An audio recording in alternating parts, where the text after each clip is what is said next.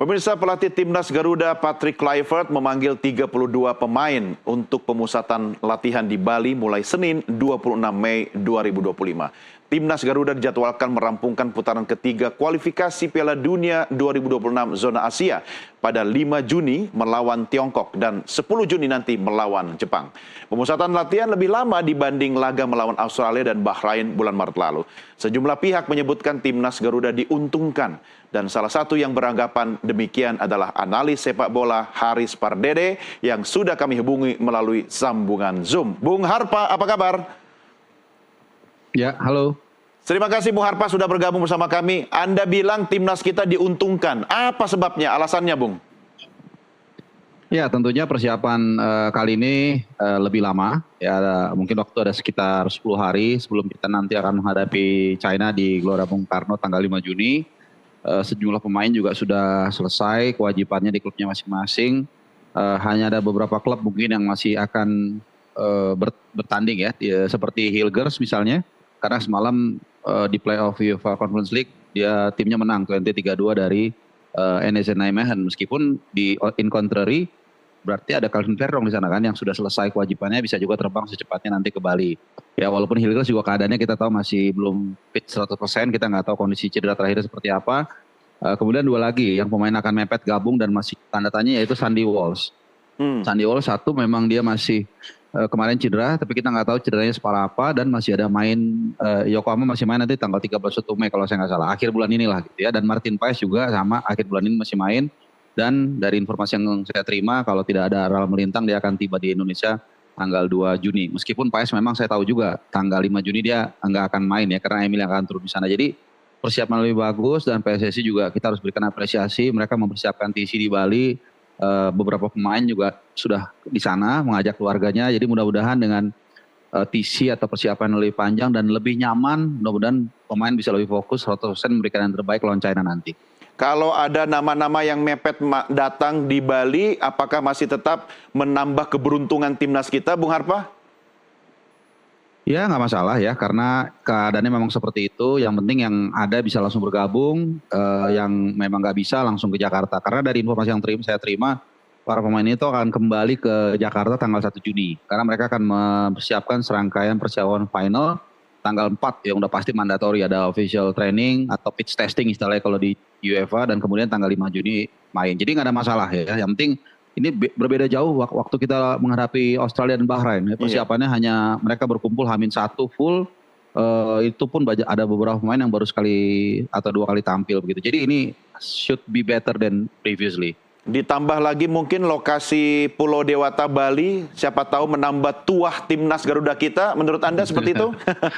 Mudah-mudahan dan training camp ini kita juga salah satu mungkin yang harus kita apresiasi juga ke Bali United ya, artinya mungkin ini kalau kita sedikit bicara tatanan sepak bola yang lebih luas ya, mungkin bisa menjadi inspirasi juga bagi pemain untuk bisa punya model training camp seperti Bali United. Ya, Bung Harpa, Anda kan juga sering bilang bahwa bola itu bulat ya, dan semua nanti akan teruji di lapangan hijau di GBK. Tetapi kalau dari lihat 32 nama-nama yang kemudian akan berkumpul di Pulau Dewata, setidaknya kita tidak bicara dan berharap soal keberuntungan semata, tapi kita punya daftar nama pemain-pemain yang juga oke. Kalau ditambah dengan program strategi dari tim kepelatihan, analisa Anda seperti apa, Bung? Ya, itu dua kata yang sangat penting ya, dua kata kunci yaitu komposisi pemain dan juga strategi dan taktik. Kalau komposisi pemain ini memang sangat cair, seperti yang jauh-jauh saya katakan, kita boleh saja memprediksi kemungkinan pemain-pemain yang akan dipanggil si A, si B, si C. Ya, tapi saya sudah mengatakan dari dulu nih, ini karena match day kali ini kan di akhir musim ya. Para pemain itu biasanya banyak yang tancap gas gigi 5 di klubnya masing-masing. Either timnya mungkin mencoba untuk merebut sesuatu, atau mungkin menghindari sesuatu ya, seperti Venezia misalnya, mereka kan sedang berjuang untuk menghindari degradasi misalnya, atau kemarin baru saja NEC Nijmegen dan juga TNT, ada Verdong dan juga Hilgers sana yang mencoba memperebutkan tiket ke UEFA Conference League musim depan.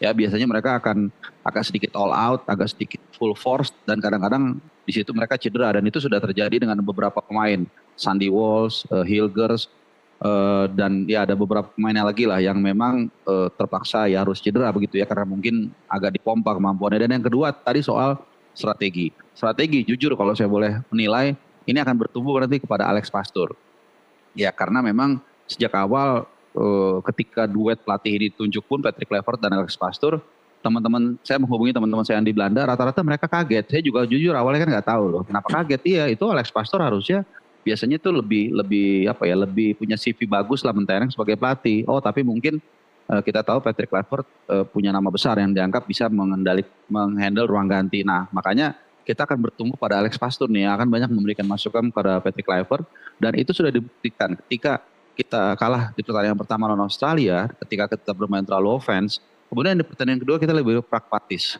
lebih bertahan, dan terbukti kita bisa menang. Dan kemungkinan besar menurut saya ini adalah masukan dari Alex Pastoor, karena Alex Pastoor ini memang dalam beberapa musim terakhir, terutama ketika dia membawa Almer City promosi ya ke Eredivisie, itu gaya bermainnya pragmatis. Dan satu hal yang menarik nih Bung Doni dan juga pemirsa Nusantara TV, kalau kita lihat selama round 3, 8 pertandingan di luar Jepang, setiap kita bermain dominan, setiap kita menguasai ball position itu kita kalah. Ya. Termasuk lawan Australia dan juga lawan China di Qingdao. Tapi sisanya setiap kita less dominan itu pasti kita dapat poin. Ya, termasuk ketika menghadapi Saudi, hanya 26% ball position kita, tapi kita bisa menang 2-0. Nah, ini yang kita akan lihat di lapangan nanti, apakah Alex Pastoor ya bisa memancing para pemain China itu untuk keluar sehingga nanti kita bisa melakukan counter attack, membiarkan mereka menguasai ball position. It's okay. Ya, yang penting kita bisa mendapatkan poin, bisa menang. Ya syukur-syukur kalau kita menang dan Bahrain terpleset dari Saudi di saat yang sama. Kalau itu yang terjadi, maka kan round 4 bisa kita kunci. Yang harus solid kan bukan cuma pemainnya, tapi juga tim kepelatihan kita. Sehingga nanti mampu mencurahkan yang terbaik bagi para pemain, termasuk strategi yang the best menurut Anda. Anda lihat tim kepelatihan kita sesolid pemain kita kah? Ya memang saya nggak ada di dalam ya, tapi kalau beberapa kali saya interview mereka, baik terutama ketika dari Australia dan juga terakhir menghadapi Bahrain, bahkan di hotel juga beberapa saya sempat melihat mereka berbicara dengan Vandenberg juga relatif sangat sangat kondusif. Ya, ada masukan-masukan yang diberikan juga misalnya dari asisten kepelatihan yang kelihatannya mereka punya harmonisasi yang cukup baik. Itu yang saya katakan.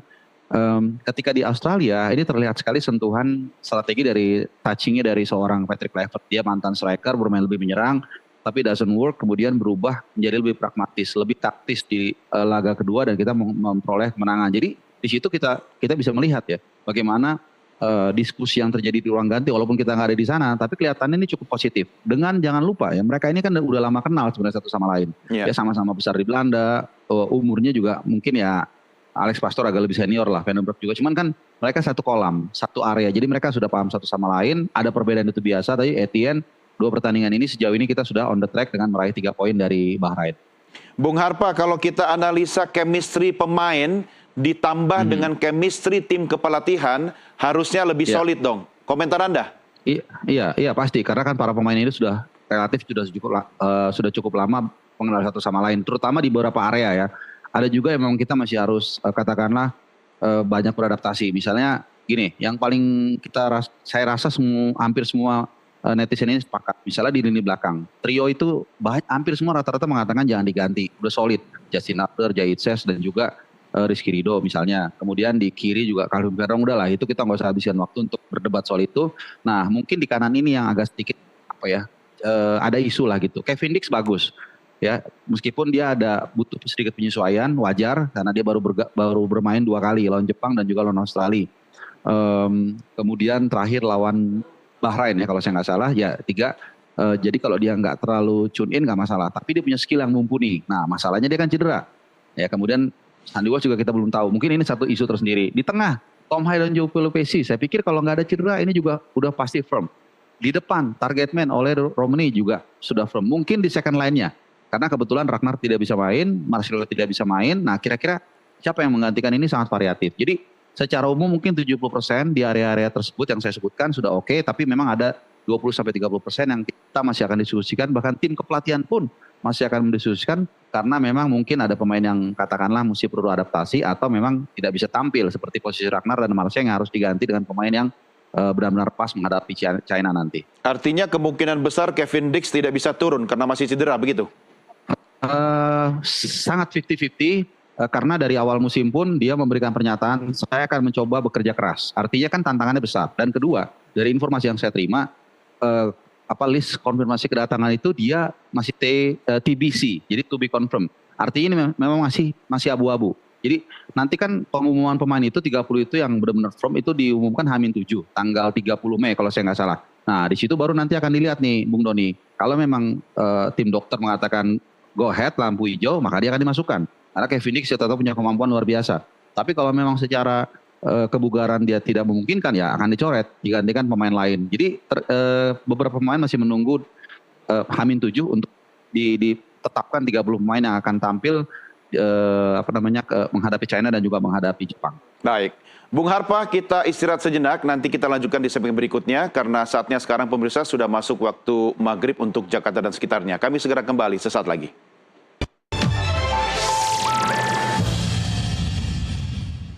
Terima kasih Anda masih bersama kami. Kita lanjutkan diskusi kita dengan analis sepak bola Haris Pardede melalui sambungan Zoom. Bung Harpa, terima kasih masih bergabung bersama kami. Kalau kita bicara ini sebagai laga kandang, apakah itu faktor keuntungan semata atau mungkin ada aspek lain yang bisa menopang, mendukung timnas kita biar bisa lebih semangat lagi? Didukung juga dengan supporter dari para pendukung yang ada di tanah air. Ya, kalau saya mau jawab formal tentu jawabannya pasti iya. Ya, penonton tuan rumah itu di mana-mana memberikan keuntungan. Meskipun kalau kita lihat dalam sejarahnya atau ke belakang ini kadang-kadang bisa menjadi dua sisi mata uang. Contohnya ketika kita menghadapi Bahrain, penontonnya begitu luar biasa, pemain semangat, tapi kemudian ada beberapa oknum yang melantunkan kata-kata yang tidak pantas dan akhirnya itu berimpact atau berimplikasi kepada kita-kita juga walaupun hukumannya ditimpakan kepada timnas atau PSSI. Ya, sebanyak 15% dari kapasitas stadion itu dipastikan harus dikosongkan dan itu yang kena naasnya adalah sisi utara dan selatan.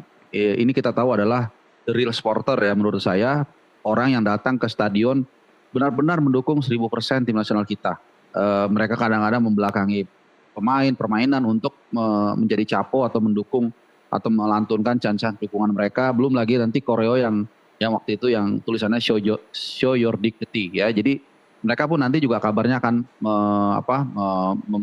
memberikan sebuah sajian koreo yang luar biasa ya walaupun masih dirahasiakan. Nah tentunya agak sedikit ada berkurang memang dan ini kekurangan yang sangat luar biasa. Jadi sekitar 10.000 penonton akan hilang dari stadion dan 10.000 penonton ini yang sangat militan ya. Tapi tentu biarkanlah ada sekitar mungkin 60.000 yang tersisa di sana yang akan fight berjuang untuk mendukung oleh Romelu dan kawan-kawan dan saya yakin dukungan dari penonton itu tidak sia-sia selama memang tidak berlebihan, tidak offside. Ya salah satu yang sering saya dengungkan bukan saya menggurui ya, tapi saat lagu kebangsaan, please mohon berdiri. Ya jangan kita tidak menghargai dan bangga ketika ada lagu kebangsaan orang lain itu kita duduk, tidak menghargai atau bahkan mengejek itu sama sekali tindakan yang sangat memalukan dan bisa merugikan kita. Jadi saya pun ketika sedikit saya cerita Bung Noni, ketika di round 2 di Midin, di Vietnam, ketika di Australia itu penonton tuan rumah respect dengan lagu kebangsaan kita. Jadi mohon untuk nanti lawan China ya, kalau banter-banteran saat nonton oke lah, tapi saat lagu kebangsaan mohon berdiri semua, hormati, itu nggak akan merugikan kita kok. Jadi mungkin itu aja ya untuk penonton ini, semoga ini menjadi benar-benar faktor aset ya untuk mendukung kita bukan menjadi beban ketika ada beberapa oknum yang melakukan hal-hal yang tidak terpuji begitu. Ya, setuju Bung Harpa dan kita juga harus belajar bagaimana menjadi tuan rumah yang baik dan suportif itu bukan cuma kepada timnas dukungan kita sendiri ya, tetapi juga tamu yang datang ke tanah air. Bung Harpa, ini kan adalah laga terakhir di GBK. Artinya setelah ini kalau saya tidak salah ingat tidak akan ada lagi ya laga itu dilangsungkan di Gelora Bung Karno. Nah kalau kita kaitkan dengan ekspektasi masyarakat Indonesia termasuk Anda, saya boleh katakan bahwa laga melawan Tiongkok ini kita harus menang, tidak ada pilihan lain. Bagaimana itu Bung?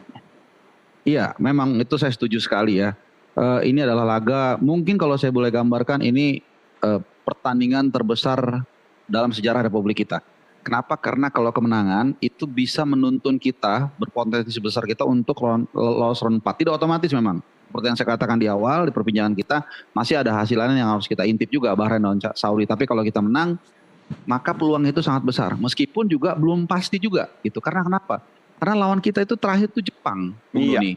Ya kan bukannya kita menyerah sebelum berperang, cuman kita kan realistis. Walaupun terakhir sudah diumumkan skuad Jepang itu boleh dibilang tuh lapis 2 ya. Hanya mungkin meninggalkan salah satunya tuh Endo yang memang juga kebetulan di klub itu tidak inti ya. Mitoma aja nggak masuk. Jadi kalau kita sampai gagal menang dari China, kemudian misalnya Bahrain menang dari Saudi, itu poin kita hanya berselisih 1.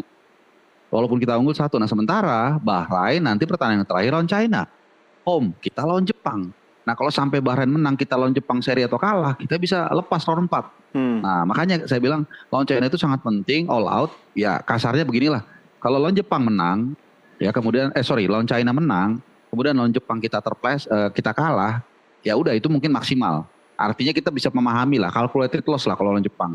Tapi lawan China ini memang bebannya sangat besar, tapi ya menurut saya itulah hidup ya, tantangan ataupun kemampuan seseorang akan terlihat saat dia mendapatkan tantangan terbesar dalam hidupnya.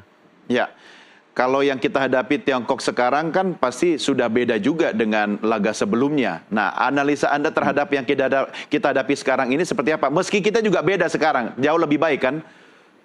Iya betul. China kalau saya lihat memang walaupun secara individu menurut saya ya tidak sebagus Indonesia. Ya kita punya beberapa pemain yang secara individu luar biasa. Jai Itzes main di Venezia, Calvin Verdong main di Liga Belanda, kemudian juga ada Emile Udero juga main di Serie A, dipinjamkan ke Serie B dan lain-lain ya. Ada macam-macam lah seperti itu ya. Di China memang mereka tidak terlalu banyak bintang-bintang seperti itu. Cuman yang harus diingat, nah ini juga nih supaya kita menaruh ekspektasi kita di titik yang ideal. Jadi China ini memang banyak pemain itu yang berkumpul di dalam satu tim di China. Nah ini memang secara kebintangan enggak, tapi mereka sudah kompak week in week out. Sehingga ketika mereka tampil nanti mungkin secara pemain individu mereka biasa-biasa saja, tapi mereka bisa kompak. Dan itu dibuktikan di pertandingan pertama, di perjumpaan kita pertama. Ya mereka bisa mengandalkan counter, mereka kalah secara ball position, tapi mereka kemudian menang secara taktik dan kekompakan. Nah ini yang mungkin harus dipecahkan oleh Alex Pastur dan juga Patrick Kluivert saat kita nanti berjumpa di Gelora Bung Karno 5 Juni mendatang. Dengan banyak keunggulan di timnas kita, dukungan dari supporter, laga kandang, ekspektasi yang tinggi, apakah tidak ada kekhawatiran kemudian kepercayaan diri itu menjadi overconfidence sehingga bisa jadi bumerang? Ya saya pikir enggak lah, dalam setiap pertarungan, dalam setiap pertandingan semua kan ada jenjangnya. Jadi kalau ini adalah jenjang yang kita harus menangkan menghadapi China, dan kita semua sebelumnya sudah membuktikan bisa mengalahkan Bahrain, bisa mengalahkan Saudi, kemudian juga bisa menahan Australia di GBK. Jadi tim ini sebenarnya punya kemampuan. Jadi tidak terlalu halu lah kalau kita berharap menang lawan China. Bukan berarti otomatis, ini juga yang perlu diperhatikan. Ya tapi ekspektasi itu menurut saya cukup realistis kalau kita berharap China menang. Berharap menang lawan Jepang itu baru mungkin agak sedikit menjurus halu lah seperti itu ya. Tapi kalau kita main di depan pendukung kita sendiri, kemudian kita punya materi yang cukup baik menghadapi China, harapan itu ada. Meskipun memang tidak gampang, karena jangan lupa juga kita juga mesti berkaca atau melihat dari point of view dari China. Mereka itu bukan yang nggak mau menang juga.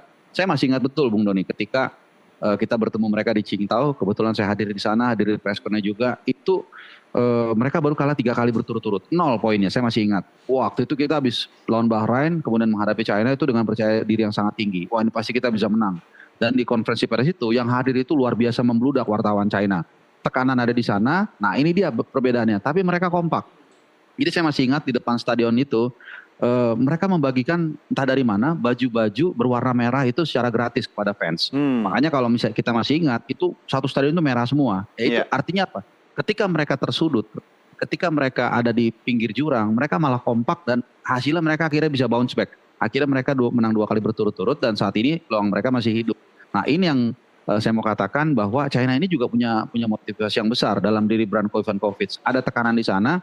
Tapi kemudian juga mereka berusaha untuk bangkit. Kita juga demikian. Jadi ini pertandingan yang sangat seru, pertandingan yang sangat ketat dan benar-benar kemenangan ini benar-benar akan bisa memberikan potensi yang sangat besar untuk bisa lolos ke round 4. Kalau soal faktor lapangan, cuaca nih, ini kan belakangan sering hujan nih. Tiba-tiba nanti di tanggal 5 itu cuaca kemudian mendung dan hujan lebih memberi keuntungan ke kita atau enggak sih? Kalau hujan mungkin secara cuaca mungkin memberikan keuntungan ke kita ya, karena beberapa pemain atau katakanlah backbone dari permainan kita kan dari Eropa. Ya kita tahu lah di Eropa seperti apa, dingin segala macam ya. Dan kalau kita pernah mendengarkan juga Tom Hai di sebuah podcast, dia mengatakan ketika menghadapi Bahrain salah satunya itu humidity-nya begitu tinggi. Penonton pun 70.000 seperti dia mengatakan seperti berebutan oksigen seperti itu ya. Jadi dengan nanti mungkin cuaca belakangan ini agak adem, kebetulan di Jakarta ini dari siang hujan nggak berhenti nih, Bung Doni kan. Iya. Iya di daerah Jakarta Selatan ini ya. Jadi Senayan kan di Jakarta Selatan juga. Betul. Kalau saya sih senang-senang aja. Iya.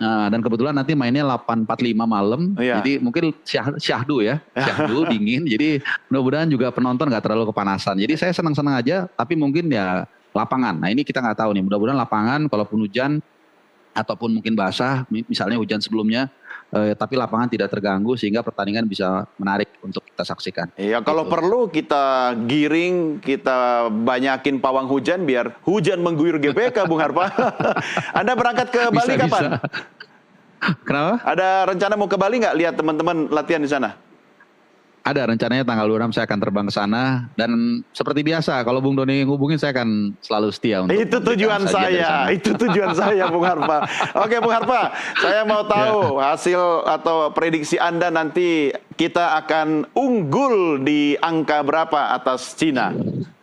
Aduh, udah deh saya nggak mau 1-0 aja udah cukup deh. 1-0 ya? Udah. 1-0 yang penting kita menang. Mudah-mudahan juga nanti di Jepang kita bisa, ya intinya kita bisa lolos ke round 4. Jadi kita bisa merayakan 17 Agustus dengan hati yang gembira nanti. Asik, Kan nanti baik. Oktober nanti round 4 kalau memang kita lolos. Mudah-mudahan kita lolos. Mudah-mudahan kita lolos. Baik, Bung Harpa terima kasih sudah bergabung bersama kami. Sampai jumpa lagi, tetap semangat. Sampai jumpa. Sampai jumpa. Baik, pemirsa demikian diskusi saya dengan analis sepak bola Haris Pardede. Jangan kemana-mana, NTV Prime masih akan berlanjut sesaat lagi.